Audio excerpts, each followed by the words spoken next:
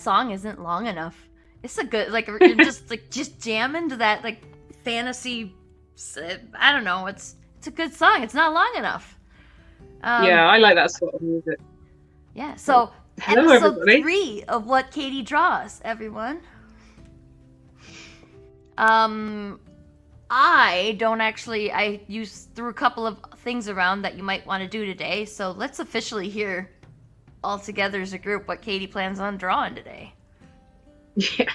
So, Sarah has been sort of suggesting it, like heavily hinting at it for a while, that I should do a tutorial about how to draw metal. I was thinking about working a bit more on Cthulhu this week, but we can just go back to Cthulhu whenever. And quite frankly, I crushed my finger with a rock today, so I don't really feel all that creative. Yeah, so we're going to do some just some metal work. I dug up quite a few pictures of from my medieval reenactment days, because I am a medieval reenactor as well. So I do quite a lot of, I suppose you'd call them Ren fairs in America. Yeah, Yeah. Ren fairs mostly, I think. I'm sure there's other names for them, but we don't have a lot where I live, so I don't get to go to very many. It's very sad too, because when I do get to go, it's a lot of fun. Yeah. Oh, they're great fun, and I love going to them. But it's we do the Scottish Wars of Independence, which is not quite the time of plate metal. I used to do like a bit later on, which is the full plate metal and everything. But it did give me a lot of good reference pictures for metal, so I've dug a few out over to have a work from. So if anyone has any particular questions, just drop a comment and I'll try and answer them if Sarah tells me that I've had a comment. So. That's literally the only reason I'm here, is to read comments so that you don't have to look up from your drawing. Well, and to chat as well. And to chat. Well, I mean, yeah, like, I fill the quiet spaces, right? So, okay. Yeah. So, add that thinger there to the stream. Yeah, I was just trying to figure out how to do that. See, that's another reason you're here. I'm terrible at these things. So, as per usual, I've got my muted color background here. This is just what it's sort of automatically set to go to, because I don't like drawing on a white canvas. It just messes the colors up. You're not the first person I've heard say that. Lots of people seem to dislike drawing on white canvas. You gotta prep the canvas. Well, yeah, white does affect how colors appear to your eyes. It's a very well-known artist technique, is that one. So I found a few pictures. This is one of my photos. I've been trying to dig through and find some different types of metals. Like this is like rusty, dull-colored metal that's had stuff coming over the top of it. We've got more, pot here, that very rusty metal that I've found. Painted metal, you can still see the shining underneath. I'll talk about that a bit later, and that's like highly sort of polished chromy type. And aluminium, which is a bit more dull than the steel type. And I think to start with, we'll go with this one. So a lot of the brushes have changed since they've actually updated Clip. So some of them aren't behaving quite the way that they did before, which is a bit irritating. That's fun. But it's like the airbrush. I noticed it actually does behave a bit more like a real airbrush, but it's like I'm used to it behaving like a digital airbrush. So it's right. Just it's being a little bit irritating. But anyway, so to start off with, I'll just do a bit of a sketch of the outline of it. It might not be 100% accurate because, well, I don't really have time to make it 100% accurate. Yeah, the accurate shape isn't as important as like the thing that when you are talking about painting metal, it's nice to know like how do you make it do the shine and look like real metal. So you don't necessarily need to draw anything. It's not going to be 100% accurate, but it'll close enough. Accidentally clicked the right click button on it selects a color. on clip if you do that on the this particular pen. Is it a HP pen? I can't remember exactly. XP pen, that's it. I've got one of the ones that it's got a screen on it, which I never used to have before, but they are pretty cool. And it's much cheaper than the Wacom ones as well. So everything's cheaper than Wacom now. Although I do like them. I mean, they were interesting that they're not the first and foremost digital drawing tools anymore. No, I'm finding that. Yeah, I mean, I had really, I've had them since I was really young, and they are good when they work, but it's I've had issues with the drivers. I've had issues with the power, where the power socket goes in. It comes away from the motherboard. That's happened, twice to it, and I've had to try and repair it, and they just break. And I'm quite heavy-handed with electronics anyway, so quite notoriously so. So, yeah, I've gone to this one for a start. Start off, it's cheaper, and it's really good as well. So, it's yeah. So that'll roughly do for the shape. So, get a bit of the wavy line coming in here. I don't tend to draw straight lines like a lot of line artist people do. I just can't seem to do it. It's difficult for me. So, from this, my usual method is to go for sort of a mid-tone. So I'll use that to color select, and it comes up as like a mid sort of greenish grey. In fact, what I might do is I'll put it on a different layer, just because it's probably going to be easier for me to do it on a different layer at the moment. That's too green. So I just use a mid-tone to start with. I'll just leave the line draw layer over the top for now.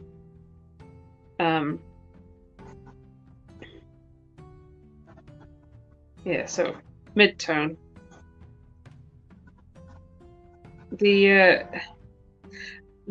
How shiny it is depends on how reflective it is, obviously, but it makes a lot of difference with metals. So you tend to get a lot more accurate reflections in really, really shiny metal, where it's just like a dull gesture of a shape. It doesn't really make as much of a difference if it's not been polished.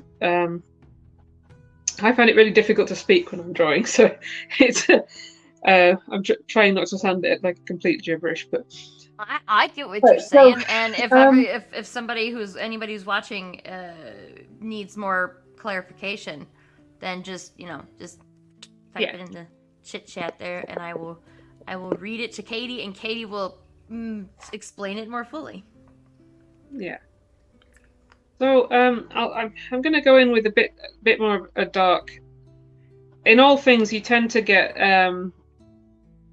darker further away from the light. So that's one of the things I'll have to cover in a lighting demonstration at some point. But the brush I'm using is the oil paint brush, so it tends to blend with what's underneath it. You can use airbrushes as well. I just like this because it's kind of how using real paint actually works as well. I started learning out with actual paint rather than digital, so I tend to use a lot of the methods that were from using acrylics and oil paintings rather than purely digital work. There's still quite a lot I could probably learn about doing digital stuff, so I'm just adding in the some of the reflections, I guess you'd call them. Some of the darker areas, anyway.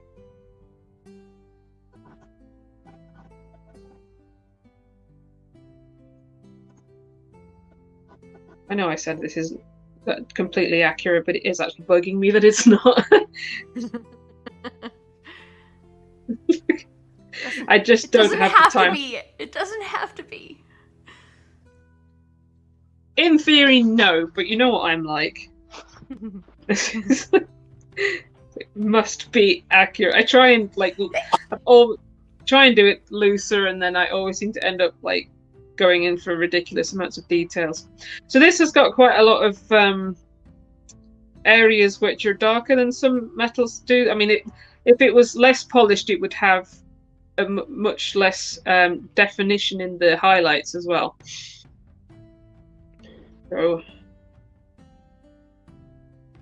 but as you can, I don't know if you can see, but the actual shadows go through onto the gold bits as well.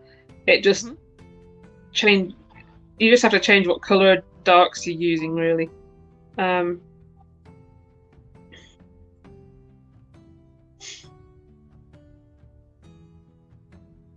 I think that the way to make it look really, really shiny is to actually add quite a lot of contrast in what you're painting. Sure, that makes sense. See, now when I'm doing stuff, I'm not anywhere near your skill level at this time. But when I do shadows, I start a new layer for shadows, and then I just use black, but then I hit the multiply opacity layer thingy. Yeah, I mean, you can do that, but it doesn't always work, but it usually works. So it doesn't always work, especially if you're doing like realistic stuff, because multiply just kind of burns the color a bit. It's how I used to do it when I first started doing digital painting, but it's not something I do quite so much now. So I'll start adding in a few more. Fish just got here, said, "Phew, I woke up and thought I missed it. Just woke up and thought I missed it." Oh, glad you can make it, Fish. You didn't. Yeah. And I remembered to remind it today as well. Because I wasn't distracted by frogs today, which is why I just forgot to remind everybody last week. I have about 1 million frogs in my pond this year, and yeah.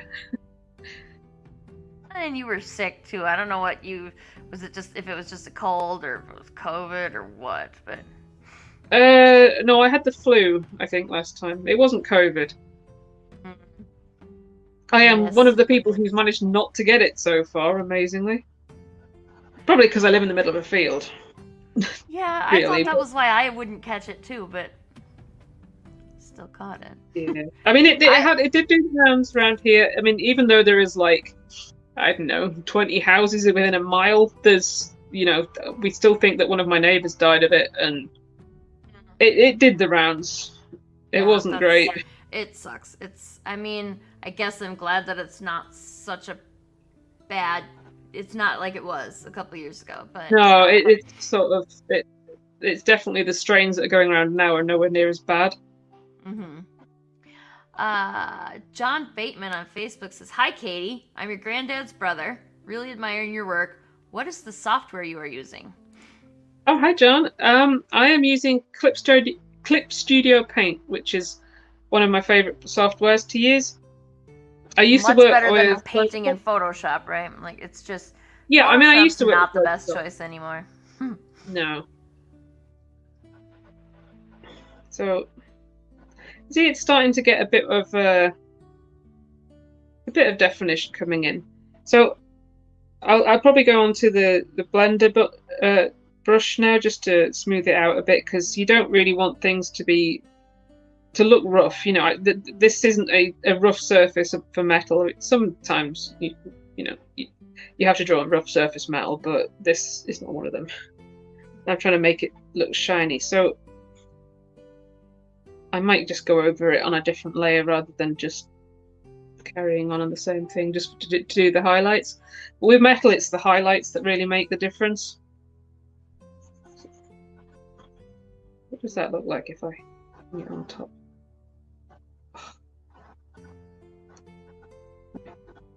Yeah, it's not too bad. You can right. I'm going to put some base color in for the gold bits. I enjoyed doing the golden metal on the cover I did for Emerald Quest, the competition piece, which I think actually showed up in the start video, didn't it? It does, yes. It's one of the earliest pieces that comes in there. Yeah, that was fun. Well, apart from all of the feathers, because doing a lot of highly detailed feathers on a costume takes quite a long time. I remember the conversations that took place around that. Yes. Yeah. Probably just me getting incredibly frustrated that it was taking so long. Yeah, but then there's also you needing it to be as perfect as possible, so your frustration is matched by your stubbornness and just letting things slide. Can't do it. Yeah. So, just blocking this in at the moment.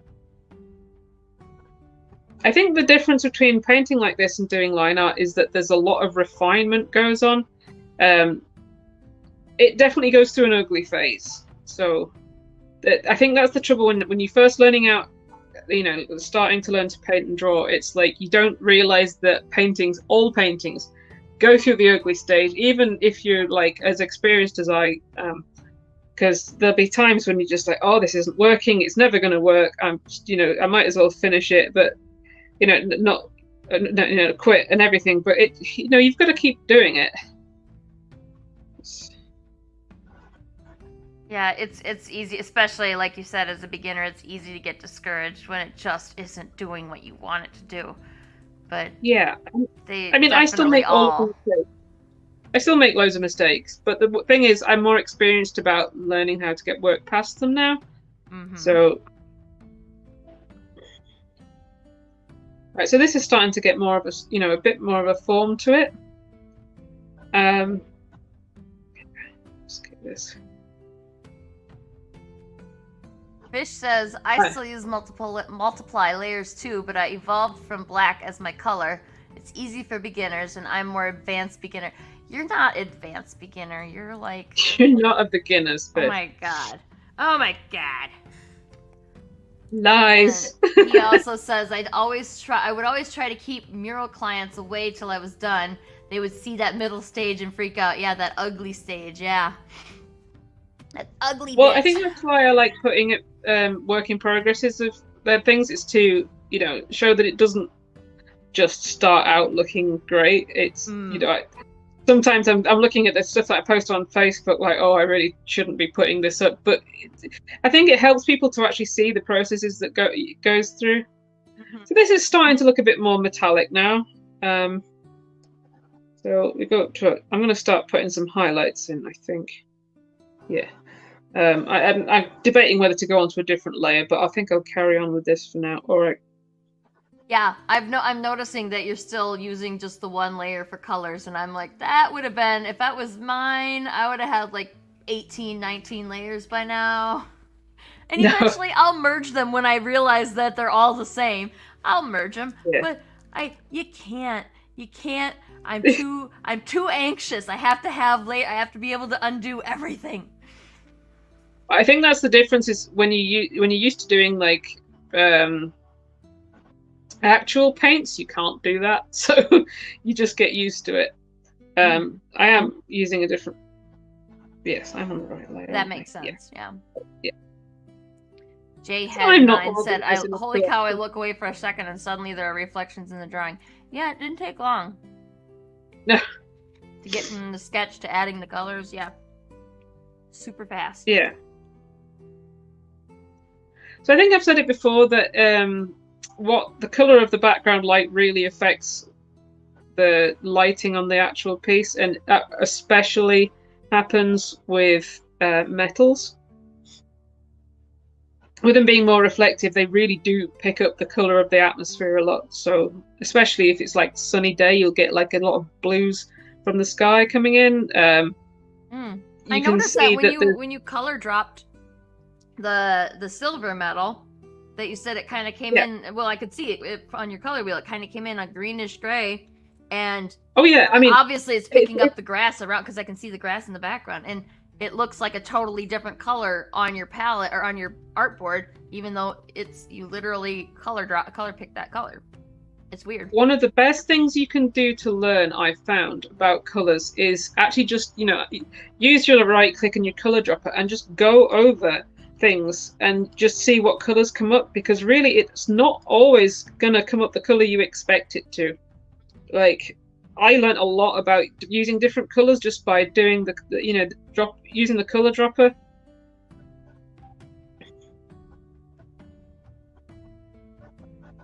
Especially as the way he depends on his flats layer now. Sorry? Oh yeah. Fish said he depends on his flats layer. Yeah. I make copies of stuff too. Like I'll be like, okay, I need to make a change, so I'm gonna copy this, and then I'm gonna turn off that layer, and I'm gonna screw with the one, and if I ruin it, then at least I still have a copy of that layer. So I end up with so many layers when I'm doing something.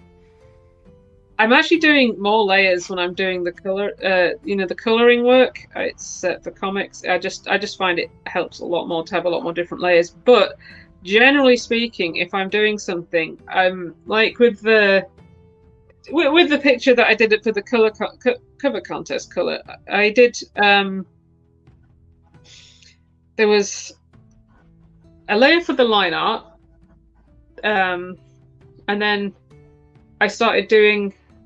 I think I did a layer for each figure, so that I was working on them individually, and I had a layer for the armor because that was sort of on top of things, and I think I possibly had a layer for the feathers, but that's about it. I don't tend to work in like highlights and shadows when I'm doing stuff like this because it's all just blended together. That's fair. With this being on a different layer, it's actually coming out a little bit harsh, but you can just like blend it in. Fix it in post. That's what you do.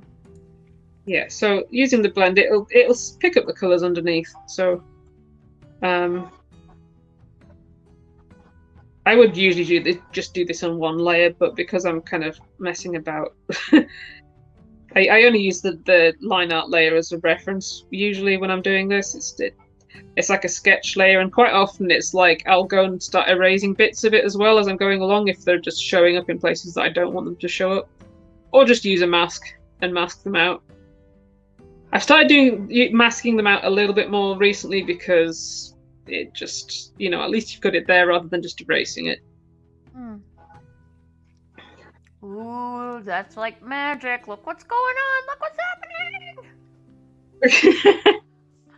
So yeah, it makes a difference once you start blending it out.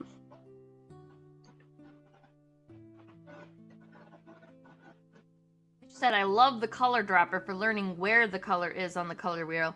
It's been a huge help. Yeah, it's great. And this particular color wheel that it has here is like the one on Coral Painter, and I just missed it so much. It's like I don't think you had the same thing on Photoshop. I don't know. I have a similar thing on Procreate. See, I could show you, but my iPad's all the way over there because I wasn't thinking about it. And I grab it. I'd have to exit the frame to go get it. Yeah. So once you've trained your eye in a bit, you can actually start differentiating between some of the colors. I mean, to start with, I never used to be able to do this, but like I can see these bits near at the front of the visor are not as golden. They're more like a sort of slightly grayer color where it's picking up the light. So your highlights are not all going to be one color.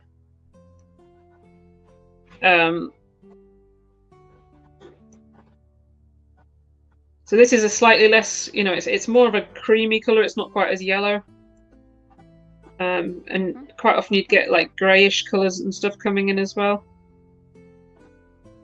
A lot of the colors, the highlight colors in Scottish pictures are actually quite grey because the light is very grey in Scotland. We don't get a lot of sunshine for the most part. It's funny. I was only in England for like 2 weeks, but it was only not sunny one time. I know I was a couple hundred miles south of you, but still, everybody always was telling me how crappy the weather is in England, and it was beautiful and sunny all of this time, just with the exception of one day where it was raining. and that was the year that then I left, and it just rained the rest of the summer. Like I took the sun with me back to the States. Oh yeah, I mean there was. I think I remember that year. It rained so much there was just like floods everywhere. So I think you just brought the weather with you. Mm. But I mean, it does, especially with climate change. The weather is definitely changing down south. But we're still, north enough at the moment that it's not quite the same. And especially where I live, it's quite like a microclimate. So yeah, and you live. yes. Well, I guess I was gonna say you live near the sea, but like technically everybody in England lives near the sea. Well, I live 4 miles from the sea. Yeah. I do really near the sea. I don't live super close to the Great Lakes, but it's like there's a totally different microclimate if you get within 100 miles of the Great Lakes. Yeah. There's literally the lake effect, they call it, that changes the way it is. It's weird. John asked if did it take you long to master the software? With Clip Studio Paint, no, because I spent a very long time actually learning on the other softwares. So I used Photoshop for quite a long time before I actually went to this, and Coral Painter as well. If you get a lot of tutorials and things, then it's quite easy to learn. But it doesn't just do the work for you. You've got to have some sort of basis for knowledge behind it. It's not like the AI art where you just tell it to do it. You've got it's just a tool, basically. What people have been kind of crapping on digital art for a while now, not since long before the AI revolution. Yeah, telling us that we're not doing real art because we're using computers. Yeah. So there we go. That's starting to look a bit more Laurie's metallic. Here. Hi, Laurie. Diffuse light tends to make for great photographs, though, but you need some light. Diffuse light is excellent for it's excellent for some photography. I guess you can't say it's great for every kind of photo you want to take, but it's definitely better than direct sun in the middle of the day. That's for sure, because that is direct sunlight is think really that's great, but it's yeah, it's terrible for. But I mean, try and take a portrait photo in direct sun. Like, no, it doesn't work. And I noticed trying to take pictures of my pets, they don't have any whites in their eyes, so you have to have a lot of light, otherwise your animal is going to look like a demon because their eyes are going to come out black, especially if you're using like a phone camera, an iPhone or whatever. They're actually really good cameras, but you need light. Yeah, they do. So what I'm doing here is I'm starting to add a bit more of the highlights into the actually I've made them a little bit too. Yeah. So this is interesting. It's coming with like purples and blues and things. So it does definitely affect the colours if you've not quite got the highlights right. I found a lot of the times that if you add purple to stuff, it actually makes it look deeper in the shadows. I think that's quite a well-known technique as well. Yeah, and it sounds ridiculous until you try it, and then you're like, oh, now I get it. Because I thought that was crazy too when I first started to really try to get good at drawing and painting in color. Like I suck at making things look three-dimensional on a piece of paper. But it's definitely getting better. But yeah, it's a thing. The color theory is a thing. Like you don't, and I think it's something that you should really just do. You just got to do it to get it. You can't just look. Well, I suppose somebody is sitting here watching you paint and going, "Yeah, I get it," but I wouldn't have gotten it just by watching you. I have to do it myself to really understand. Yeah, Fish it depends. Oh, Fish has a comment on the climate change. He said, my grandma lived 3 hours south of me and used to have to tie a rope to the outhouse so they didn't get lost in the snow. We only get snow once every 3 years or so now. Yeah. That's crazy. Yeah, we don't. Up in Wisconsin, where it used to get buried in snow. Like, I have very distinct memories of climbing out my brother's bedroom window onto the garage roof and awning of the porch and jumping off into the snowbank that would form in front of the house. Wow. That's a lot of snow. I mean, we're talking about a 10-foot jump here, so you had to have a pretty solid snowbank there for that to be safe. And my parents, like, they sanctioned it too. It's not like we were doing it while they were gone. They watched them do it, so they clearly thought it was. I mean, I guess that was like the 80s and 90s, and people would let their kids do a lot crazier stuff than they do now. But still, well, yeah, I mean, some of the stuff that we used to do anymore. Yeah, some of the stuff we used to do as kids, you would never get away with doing it these days. I mean, which, you know, like how I've got.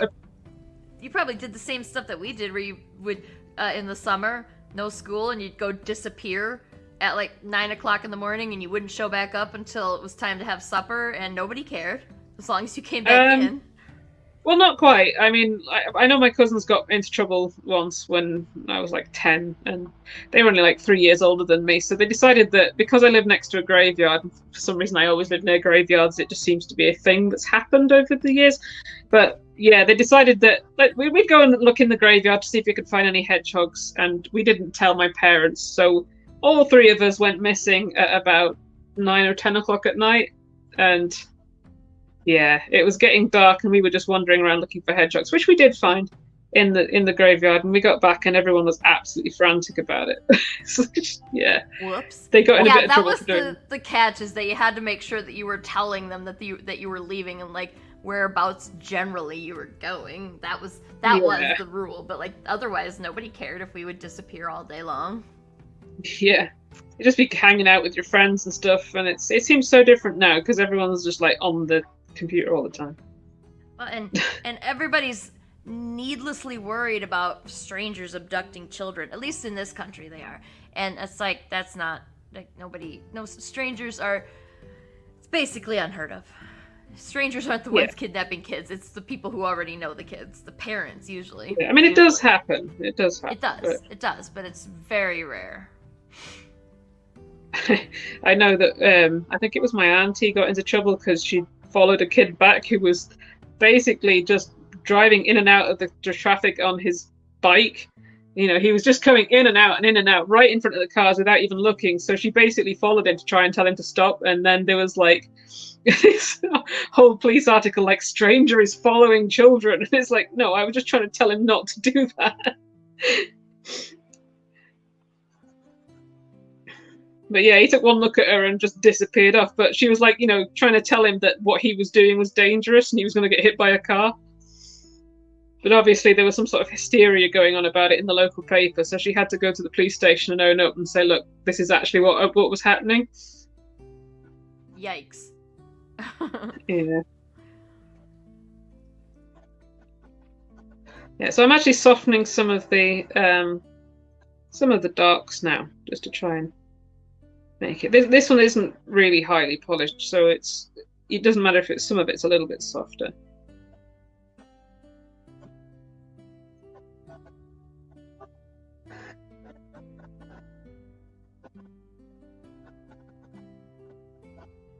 You can kind of see a little bit of reflection on the top, but it's you know, it's looking because there's a lot of light on the top. It's very, very light, very, very bright. Did you turn off your sketch layer, or did you just put it underneath? What's going on? Oh, I reduced the opacity.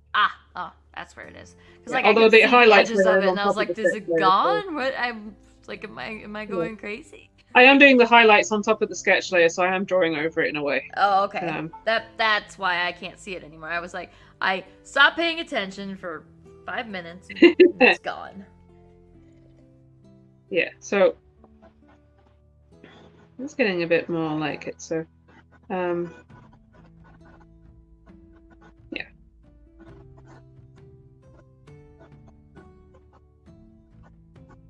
So I'll get the blending brush again, and then just start softening it. I do, to start with, soften the edges of the highlights and shadows just to actually make it look smoother, but then quite often I will go in afterwards and put in some really strong highlights that really do make it look metallic.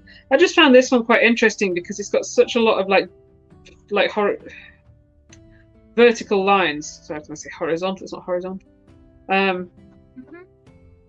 With the I mean, reflections. the construction of the helmet itself has plenty of horizontal, but yeah, the Yeah. reflections are all vertical, and it is very liney. It's interesting. I think it's probably just the way that it would have been what is the reflections are around it, really. Mm-hmm. I had an example of a different helmet that was really, really highly polished, and it's like you can just about see the people standing around them. Oh, sure. I mean, that one that you showed while you were flipping through your pictures, that was pretty shiny. Yeah, that's the one I mean. But... Fish said about stranger kidnapping, but it happens 3 times a week on TV. Yeah, it has happened, but it's really rare here. It is, and usually it's not strangers that do the kidnapping. It's the family member. It's a family member that does it. It doesn't make it any less scary, but it's just like it's not strangers. We're blaming stuff on strangers and scaring a whole generation of like I mean our generation of kids was all stranger danger. Don't ever talk to strangers, and that can hinder things too. It's as much of a problem to not talk to strangers as it is to talk to strangers. I mean, says this looks amazing. Thank you. Yeah, so just softening it up a bit now. Sometimes I go in and I blend in a bit too much, but I just work it back out again. It's no big deal. Even if this was real paint, like actual paint, you could still like I mean, overblend it. You can always go back and add more. It takes a lot more time, but you can fix it. Yeah, the commission ring at the moment, I have actually gotten it wrong in a few places, so I'm just painting over it. Because the background paint has got quite high coverage, so. Last year, one of my nieces, she was born right near Easter time, and I think her birthday last year fell on Easter, and also they had so I got a piece of wood and I painted a lamb on it for her to hang up in her new bedroom, and I screwed it up so many times, like you could see the lumps and globs of paint where I had gone over the same part over and over again, but eventually it did come out okay, and I don't even know if I took a picture. I must have shown you. I must have. Like, I can't imagine. I think you probably did. I mean, we seem to have been friends forever. So. Years? Well, I was at university when we met, and that was a long time ago.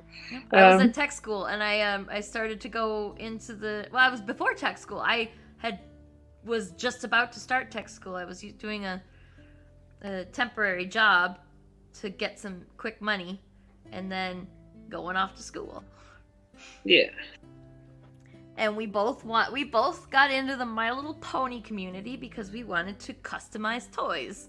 It had nothing to do with the ponies themselves. It just had to do with customizing the toys. Well, I kind of got into it because my friend was into it, and I just kind of thought, oh, that'd be quite cool to customize. So I never really was into them. Don't remember what exactly drew me. Oh, you know what? I think I maybe do. I was looking. I had this So Soft Lofty. And it was my favorite toy for at least 6 years. And I had it. I had lost it. I don't know what happened to it. So I wanted to get just one So Soft Lofty. And I went looking. Like, where do you buy a toy that was made in 1985, right? You go to eBay. Yeah. And eBay directed, like, I ended up clicking links and stuff and following links around, and eventually stumbled upon the My Little Pony forums. And that's how it happened. Yeah. I generally just did get dragged there by my friend because, I just was showing an interest in what she was doing. But and then I saw like the Edward Scissorhands ponies and stuff, and like I want to try and do that because I can't resist. It's the ADHD thing of like I want to try doing that, and then you get all of the stuff for it, and then you completely lose interest and never do it again. Sounds about right. I still, every now and then I come back to customizing ponies. Like I have some here right now that are prepped and I haven't started messing with yet. And I will eventually. I did get a little crazy when I first started, and I bought I have like 500 ponies in storage right now. It's insane. Oh, I think I got rid of most of the ones that I had because I was kind of like, yeah, I'm never going to go back to this, so I'm just going to accept them. Yeah, and I'm sitting here going, I know there's absolutely no freaking way I'm ever going to customize all those ponies. It's never going to happen. But I don't want to get rid of them because what if? What if I need a pony? It's the what if that gets you, isn't it? So. Yes, it's the worst. Is that an ADHD thing? Because it's a me thing. I don't know if it's an ADHD thing. I certainly know of it in a lot of people with ADHD. So maybe it's just like a neurodivergent thing in general. Could be. Wait, this is really starting to look like metal. Yeah. So I'm starting to put a few like highlights in that maybe not. It's not quite the same on the actual picture, but it shows you a bit more that you can add like different coloured highlights onto it.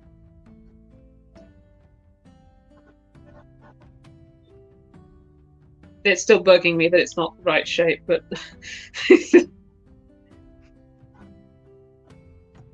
John says, my wife and I spent the day in York on Monday, so this knight's helmet is very apt. Is York a knighty place? York? Kind of. I actually came from, that's like where I came from, around York. Well, everywhere in the United Kingdom is knighty compared to here.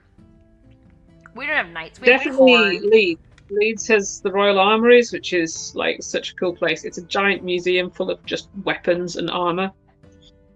Oh, nice. And they do jousting tournaments as well, but I've never been when there's a jousting tournament on. I really would like to see the ones that they do there because it's like not like they're like these guys who.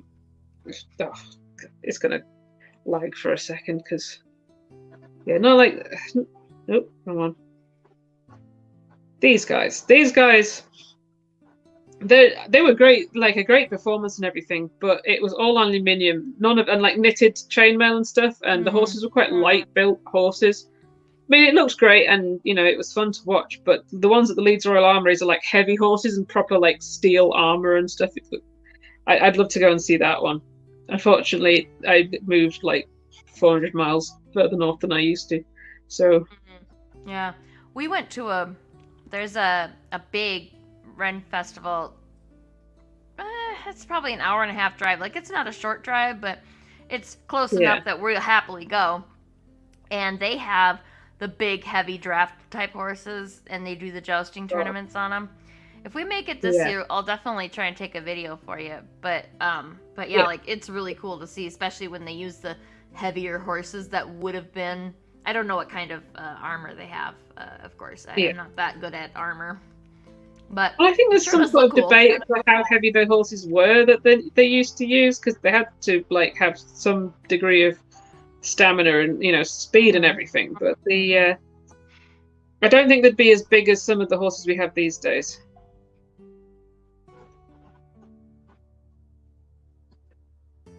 Did you see? Is it Norseman on Netflix? The sort of comedic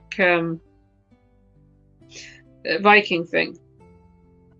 I have not. Should I? Should I be watching this? I was all right. Some of the humor wasn't quite. It wasn't like some of the humor wasn't my thing. But one of the things that I thought was amazing was the Vikings came in on little Icelandic ponies. With that fifth gate where the thing, yeah. And you always get the link in things. It really annoys me when they use Frisian horses for everything. In Dutch carriage horse.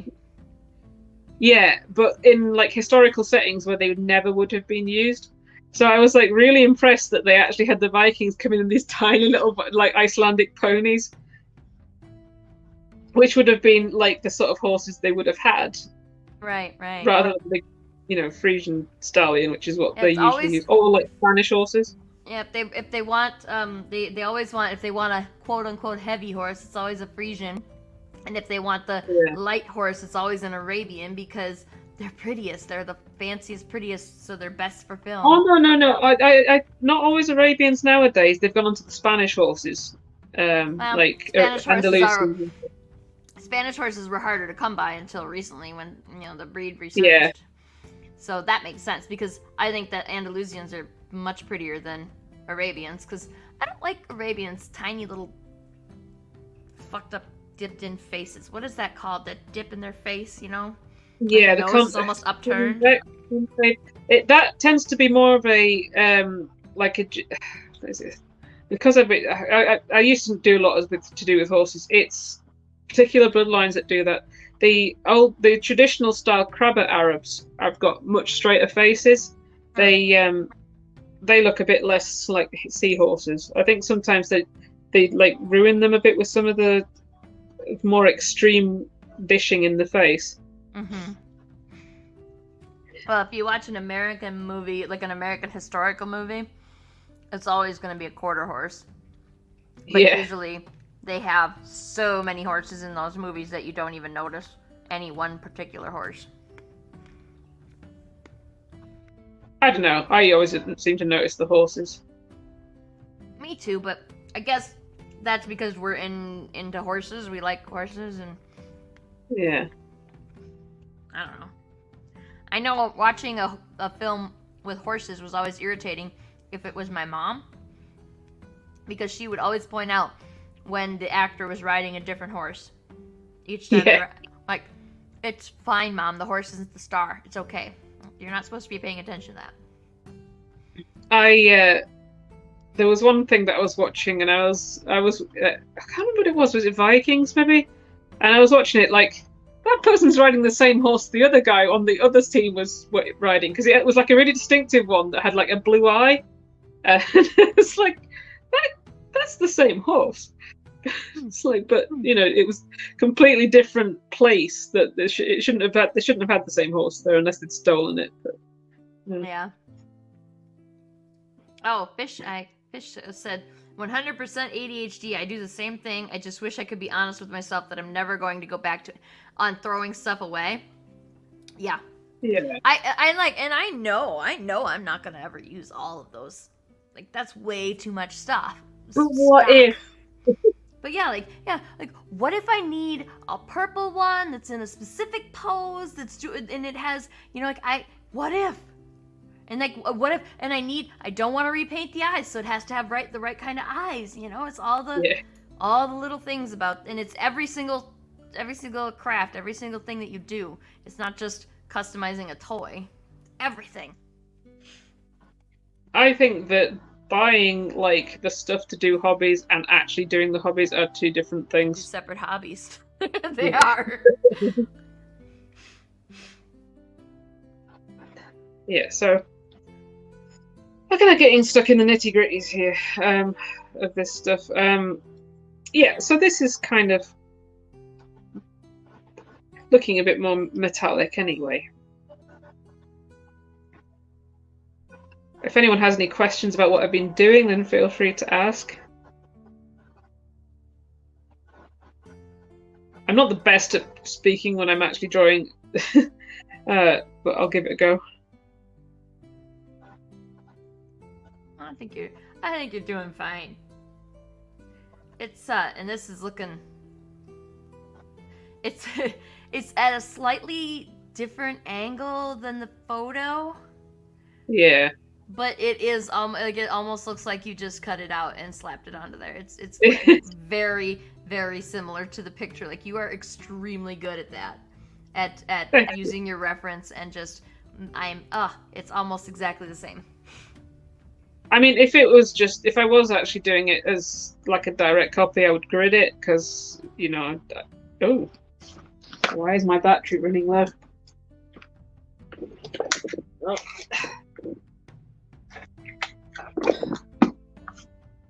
Ooh. This one. Yeah, we're good. They suddenly came up with a low battery warning. I just realised that the actual transformer box had fallen out of the cable. The cable had fallen out of it, so it wasn't actually plugged in. Had to do it. Lori says, "What kind of tool and opacity are you using to blend stuff?" I'm just using the blend tool. That was beautiful. I love that. I don't know what opacity it is actually set on. Yeah, I'm just using the bog standard blend tool from Clip. I can't see an opacity. It's got a color stretch on it, which is at 10. I don't know what that means. Brush density is at 100% though, if that helps. Oh shit. I am not very good at changing the tools on this yet. I haven't really explored how to do it. I know Fish changes a lot of settings on the tools and makes his own tools, Fish is trying to derail the show, just like we derailed his that one time. He says, "So Katie, what are your thoughts on daylight savings time and systemic racism?" I mean, to be fair, we did all kind of co-opt his show that time. It was an accident. It was unintentional, but it happened.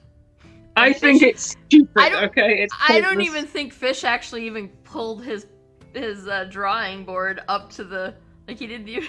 It was crazy. That was quite funny though. Yeah, it was. I don't think much drawing. It was a good conversation too. I mean, it was. Yeah.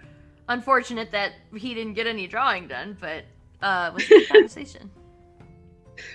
It was. And Lori said she was just curious if you had a special setup and you don't need to mess with it. No, And Jeffrey is chipping in here. The blend tool is for blending. Glad we could help, Lori.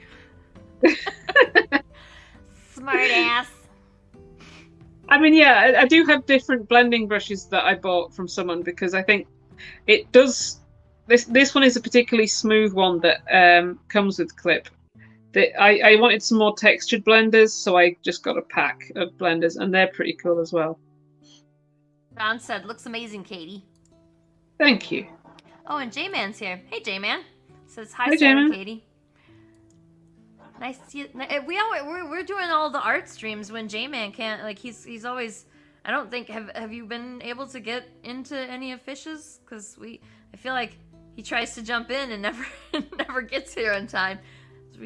Fish hasn't really done them this week because he's away. Yeah. Well, this week it's was it last week too? I can't remember. I know this week has been very weird because no stream. It must have been last week too, because like I was all like waiting, and then I'm like, did I miss the notification? And I went into my phone and I was like, no. Oh, that's right. He's not home this week. He's doing the thing. Yeah. Because I was waiting for it the other day as well, because I'd kind of yesterday felt weird without it. Yeah. I've got used to the schedule. yeah, that was me too. I was like, I got used to, like, I get up and I'll do my morning messing around stuff, and then I'll fix myself some breakfast and sit down and watch Fish's stream and have breakfast. And if you haven't seen School of Fish, then you're missing out. You really need to watch it. Yeah, it's a lot of fun. I love the rolling the character because he'll roll the character, he'll roll the attributes, and then he'll roll the universe that it's set in. I know Care Bears and Men in Black the series came up. I can't remember the other ones, but it is really fun. Because he doesn't even know what he's drawing before he draws most of the time. Like, he does not know what he's drawing until he rolls his dice and picks character stuff. So it's pretty fun. Yeah. I think that's looking something like at the moment. Oh, so Mitch says, I've been out for 2 weeks because I'm with my grandbabies. They're watching over my shoulder. Does that mean we gotta, like, watch our mouths? Because I was like, I'm pretty sure I dropped the F-bomb a couple of times here. Possibly. Fish also I'm said, just I'll adding make lots of copies. What? I was just no, go reading a ahead. comment to you. That's all right. Go ahead. What was the Fish comment? said, I'll make lots of copies of the same tool with different settings so that I can just grab a tool and go. That's a good idea. That's smart. Yeah, I've got a that's couple good that idea. I made copies and then fiddled with it, but yeah, like I should do that because it's kind of dumb and it takes up a lot of time when when you have to reset everything. Yeah, I should it's do that. a sensible thing. So one of the other things I think that I could show was I mean, that little dent in the helmet there. The way that I add texture to like metals. So if I'm zooming in, it doesn't look as good when I'm zoomed out, but I will when I'm actually working on it like properly. I will just zoom in and work on it really like intensively on a close-up sort of thing, just to get all the sharp edges and stuff like that. But one of the things that I do when I'm doing metal is so see, I'd missed out bits and pieces like this, but I'll just add them in. So it tends to look quite rough when I'm doing things like this, but it's the blending in that actually makes a big difference. So just blend Interesting to me that when you do this zooming in and you make all these teeny tiny little edits, and it's stuff that you would never, when you look at the whole picture, you never notice it, but if you didn't do it, it would absolutely not be as good. Yeah, so it does make a difference. Yeah, it definitely does. So one of the things that I did with I think it was one of the pictures of armor that I was doing was I looked at this and I was like, yeah, it looks metallic, but it doesn't look like right, because metal obviously has like bits of fingerprints and like watermarks and stuff like that. So what I did was set another layer. I went on to Droplet, I think. Pretty sure it was Droplet on here.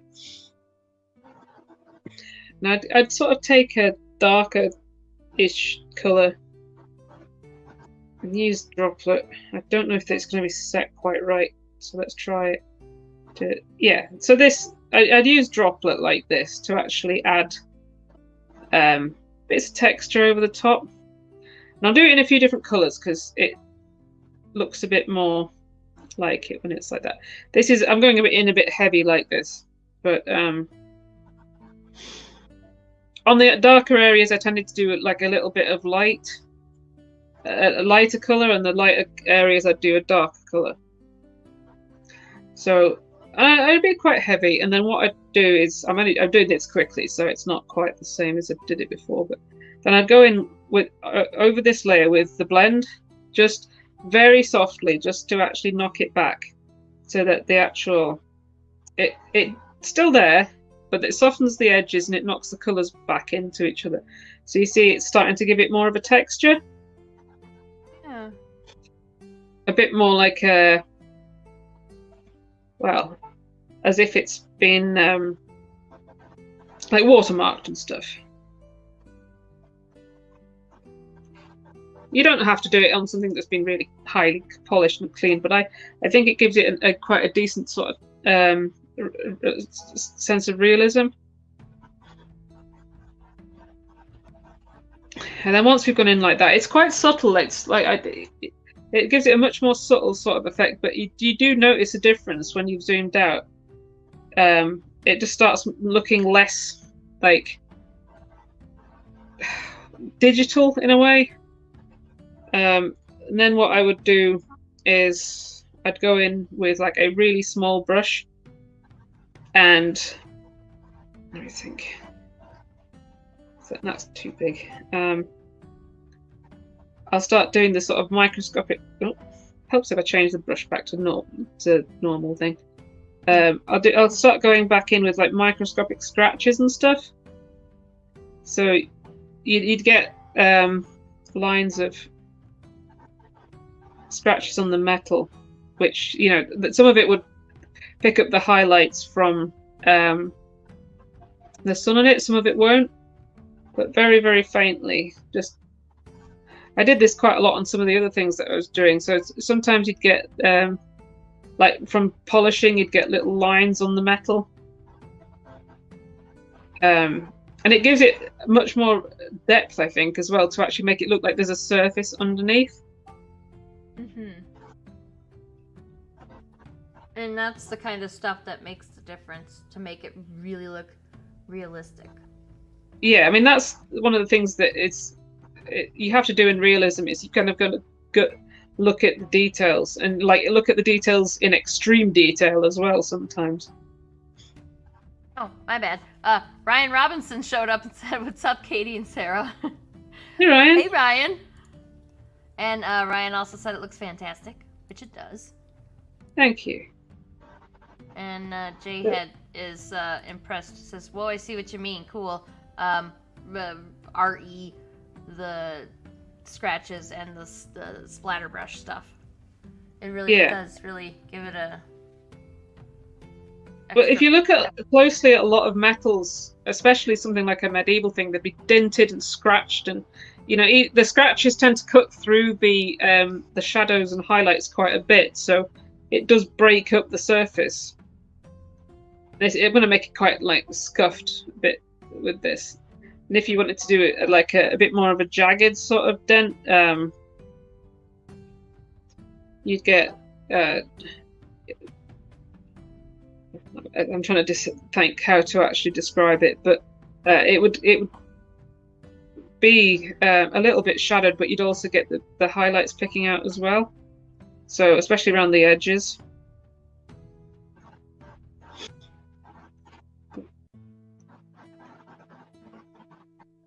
And with metal, you get like random highlights as well on the sharp edges. So. Jesus Christ. I don't know how you even have eyeballs left after doing this stuff for this long. I do sometimes get a bit. Well, this is the good thing about digital, is that you can just make it bigger. You can't do that with actual paint. I've got there's a lot going on in my head right now, because like on one hand I'm like, holy shit, I can't believe that you have the patience for this. That's so impressive. And then like, this is tiny and you're gonna do this to the whole thing. That's so impressive that you have the stamina for that. And then just that looks like a very jaggy scrape there. Like it looks very realistic. Yeah, so I'm not exactly doing that. Yeah, and you get like scuffs that it tends to be like all together, that the texture would be, and it's like if it was rusty, then you'd have, let me think how to do rust. Sort of like an orangey brown color, but it tends to be quite like jagged. It's not a smooth sort of color. So give it a bit of rusting going on here, and it tends to blossom in like little patches. Does the rust? It's not like little like pits and stuff like that. It's I can't talk when I'm drawing. I know what you're talking about.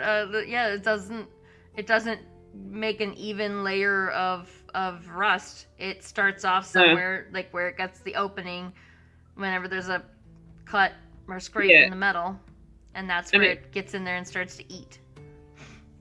Yeah, and it has like, it's sort of like little blossoms of almost like mold in a way, and it has little bits that grow up from the surface.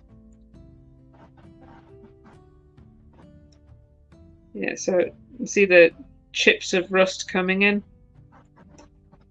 Get a bit more.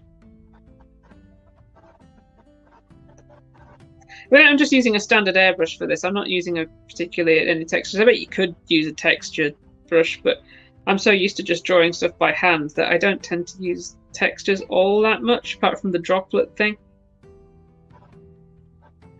But details like that actually make it look more realistic, because the actual objects aren't just a smooth surface. They've got like imperfections and dings and scratches and all sorts. You can do the same thing with the actual gold metal as well, but with the gold metal I just have a slightly different color in the doing here. Yeah. So oops. Just try and make this a little bit more sharp because the actual soft edges really make a difference as well.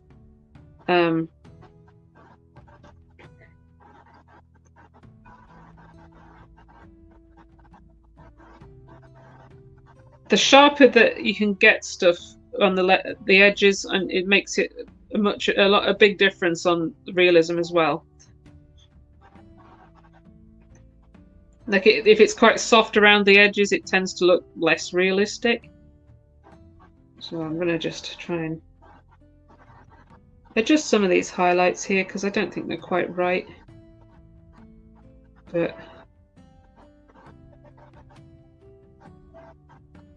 yeah, that's better.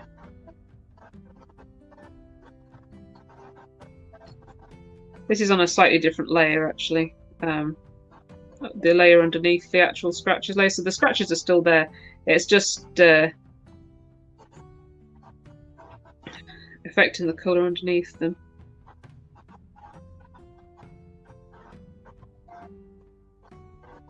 But so the more shiny you want to make the metal, the sharper the actual edges on the highlights are. So I'll make it slightly. I'll see if I can show you what I mean. Like this, if I'm giving it a sharp edge to the highlight, it's going to look a lot more shiny rather than just a dull metal.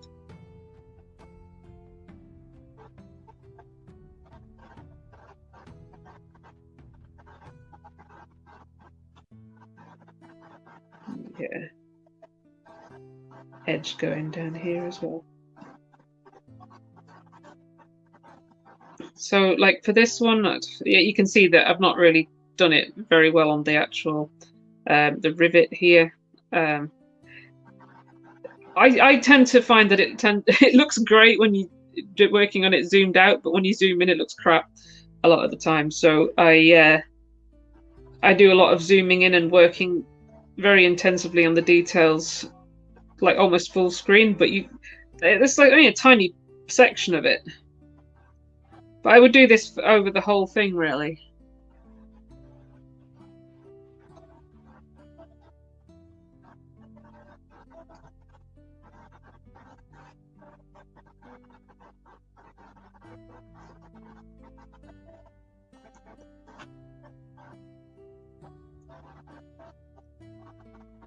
This is quite a fast sort of process for me because I take a lot more time over it, but I'm just trying to show people the basics, really.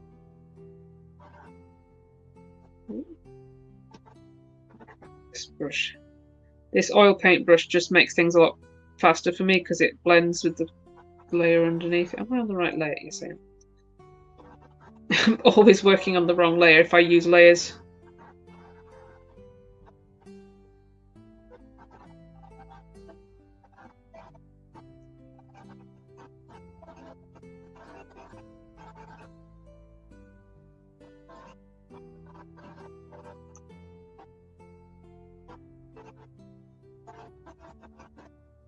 A lot of this is it looks like you are coming in here with a magic wand and just like, it's like, oh, it was just blobs of colors, and now look, it's metal.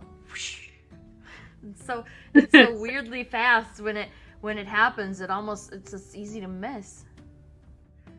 It's mesmerizing.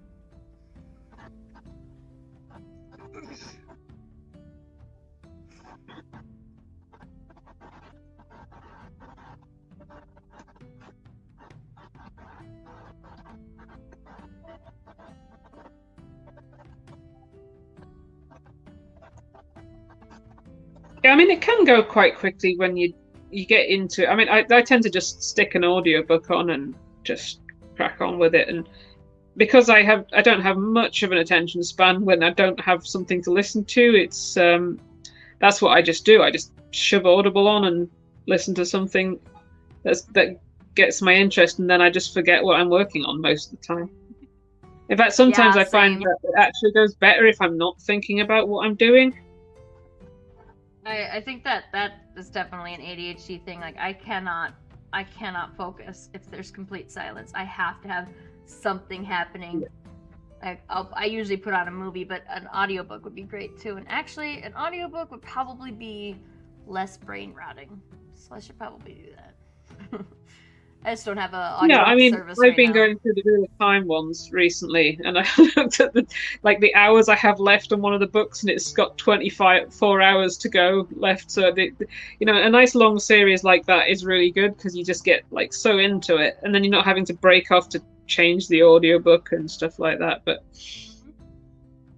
ooh, and that's a good way to measure how long you've been working on something too. yeah, it is actually. It's like I spent the entirety of the audiobook for Game of Thrones on something once, Like, which was an how actual long did this painting. painting take you? Oh, That was a long about how time. long it took to read The Hobbit. Yeah, for the audiobook of The Hobbit, yeah. That'd be hilarious trying to explain to people that this painting took one Hobbit. That's not a real measurement. So you see, it's not looking quite as shiny on this bit because the actual highlights aren't very sharp because of the way that I'm doing it. But if you just add a few more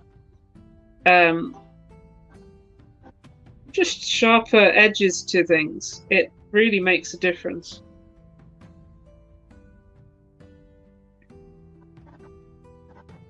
Like, I'm not necessarily following the pattern of the actual metal exactly, but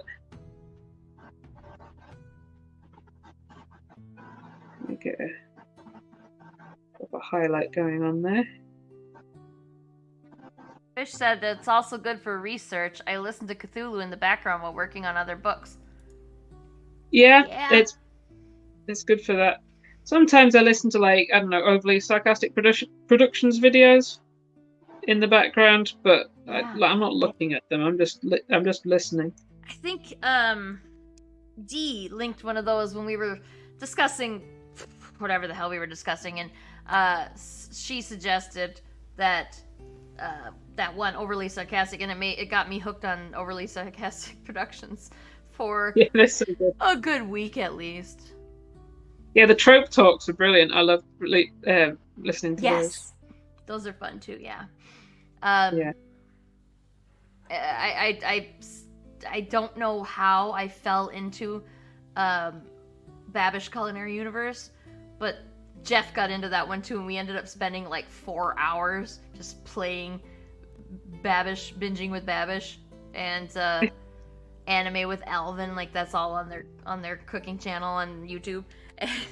It's so easy to just fall into those things when they're good like that. Yeah. And just lose time. But the YouTube videos aren't as good for measuring time though, because they're all different lengths.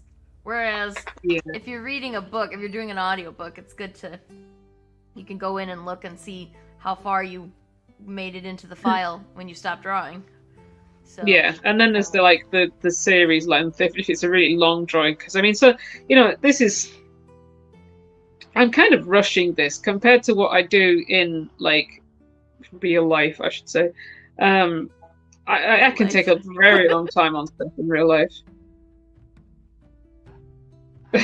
Especially with like actual paintings, because paint is awkward and it likes to misbehave, and you've got one of these times we'll have to figure out how to set you up so that you can do a traditional painting stream, but we're gonna need some takes so long to do stuff.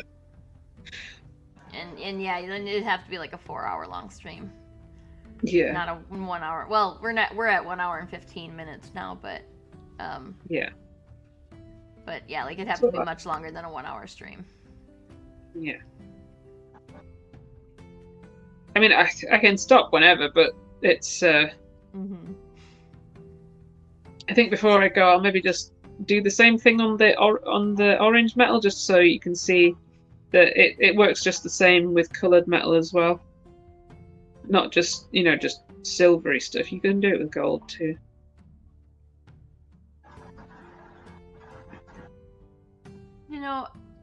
watching Bob Ross, he's got his own channel on Twitch now and Tubi, I think. And just even when you watch Bob Ross's channel, you see he's already prepped his canvases. Sure, he completes a painting in a half an hour, but he did do prep work before. Like, he was just a fast painter in general, and he had all of those really cool tricks that I've picked up one or two of them from him, and stuff that I did a documentary about him. I think it was on Netflix. Probably. I mean, it was kind of sucked about the people around him just taking advantage of him and, making a profit out of him and stuff. Yeah, I don't think I've seen. Bob Ross, Happy Accidents, Betrayal, and Greed. Yeah. Yeah, I did. I've watched a few of like smaller documentary type stuff about him, and it is really sucky. Like, he did not take a paycheck when he was painting for PBS. He's like, put it back into the show. That's what he wanted. And it's like he said, you're not supposed to. I wish that more people had that attitude, because he says that's not what PBS is for. PBS isn't for earning me a profit. It's for teaching other people. And so I want you to take that money and use it to help me teach more people. And now PBS in this country is constantly in danger. Same as NPR, like the radio stuff. Because it's constantly in danger because people don't want that to exist anymore. Yeah. It's like, you can't get rid of PBS. You can't get rid of Sesame Street.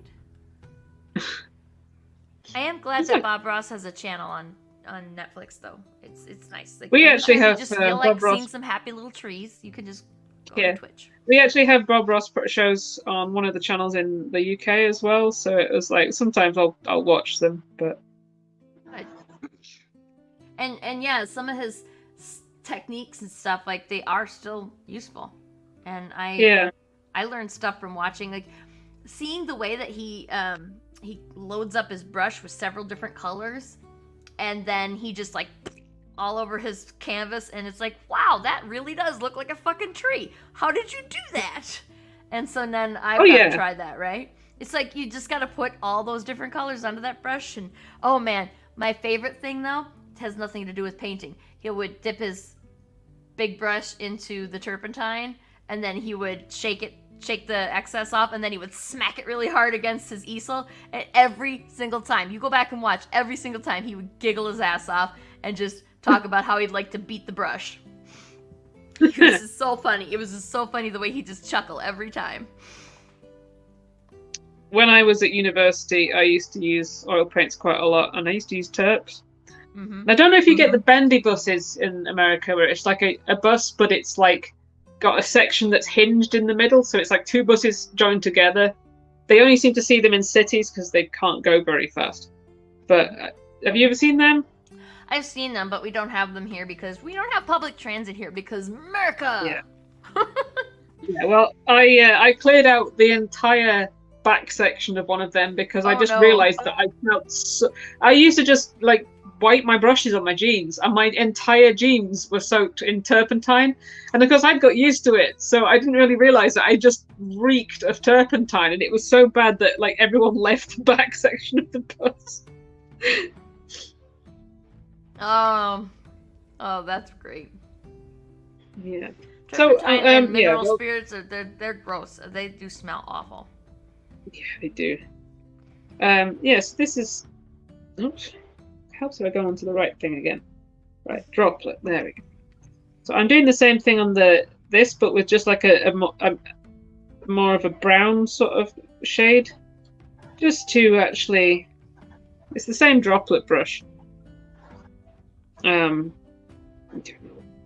a bit more of a lighter bit as well.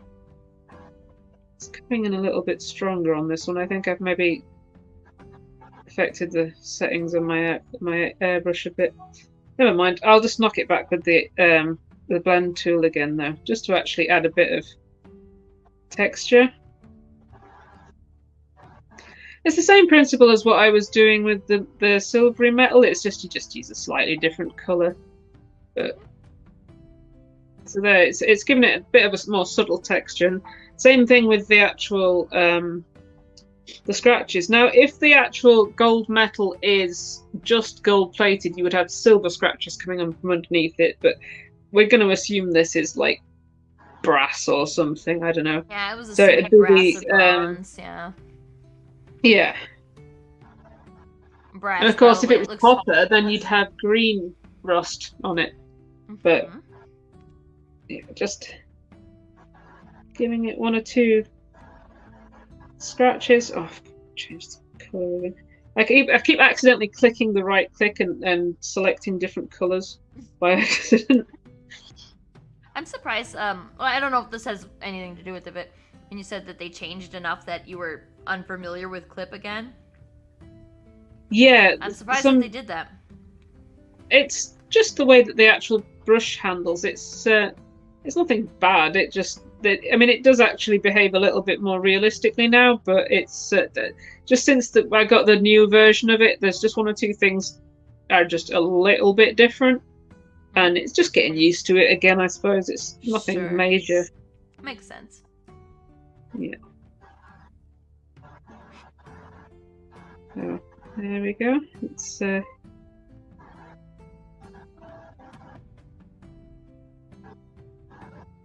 yeah, so I mean, if this was copper, you'd have like a sort of bluey green style rust on it. So it wouldn't actually be like the same colour as iron oxide. It'd be like a greenish. It's maybe not quite the right type of green. I haven't got a reference for it just on me, and this isn't copper anyway. But you know, that little things like that make a big difference when you're actually doing details of stuff. It just depends how old the thing is you're trying to draw. You want to make it look. Yeah, so as you can see, it's when you zoom in on that bit, it looks much more realistic than the rest of it.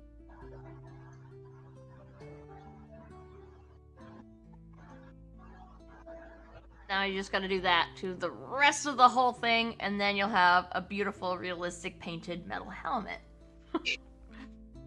Yeah. Well, I mean, that part took you an hour, so.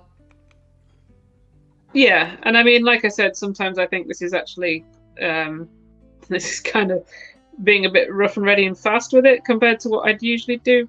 But you know, you don't have to go into the same levels of detail that I do. It's just what I am quite renowned for, just going to ridiculous levels of detail, especially on dragons. And horses. And dogs. And Katy painted a cat once.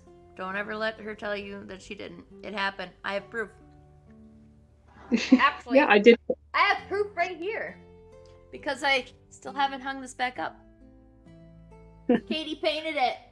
It's my kid. Oh shit. Fuck up my mic.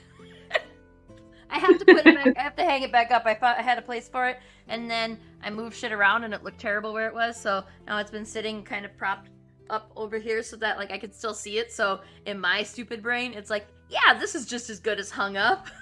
No, it's not. It's propped against a wall, and it's sitting on top of the printer. Yeah. It's not at all hung up. But honestly, it's so adorable that I'm just like, I would like to make it bigger. I want to put it on the big, just. Well, it was a surprise for you, right? That one. It was. So.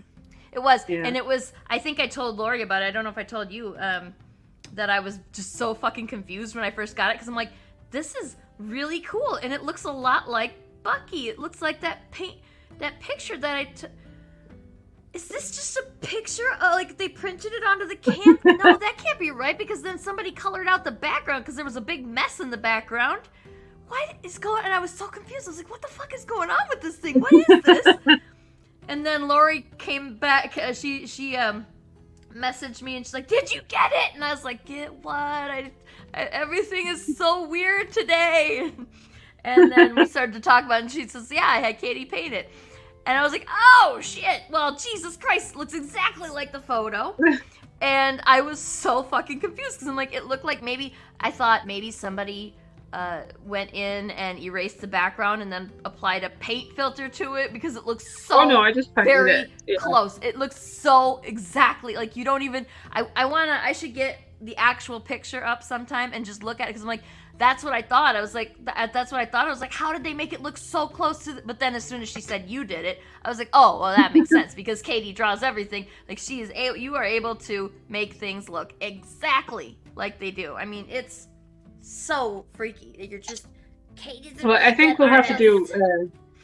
We'll have to do on drawing fur and animals and stuff because that's one of the things I'm good at. I want to know about the light, specifically like how you do your sources of light and stuff. I want to see a tutorial on that, and I want to see a tutorial on fur and hair, and there was another thing. What else did I want to see? Well, if anyone wants me to do any tutorials on doing anything specific, just drop us a comment and let us know. Yes. I'm quite happy to do one with like fur and eyes and stuff. I think we may have to call this one a day soon because I am getting Spot. It keeps putting his paw on top of my laptop. I think he wants to go out. So, we're at a good hour and a half now, which was more that we're only supposed to go for an hour, like we promised everybody an hour. So, but thank you to everybody that joined us. That's fun. Yeah. I've in all the comments. We had a lot of comments today, so that's exciting. And I have to go do stuff tonight too. I don't wanna do it. Maybe that's why I'm dragging this out. I don't know, but yeah, this looks really cool. And yeah, we should maybe we should come up with like a whole composition and that has the light and the hair and the metal and like all of it, so that you can complete a painting in general over the course of several shows. Maybe we should try to do I mean, I did think about we could go back to Cthulhu as well if anyone wants to see me finish off drawing that. I've just been ill. Seeing you finish Cthulhu. I haven't gotten yet, so yeah. Well, but thank you all for tuning in. Hopefully it was useful. I'm sure I had a lot of fun. So yeah, we'll be back next week, right? Like usual. Yeah. Okay.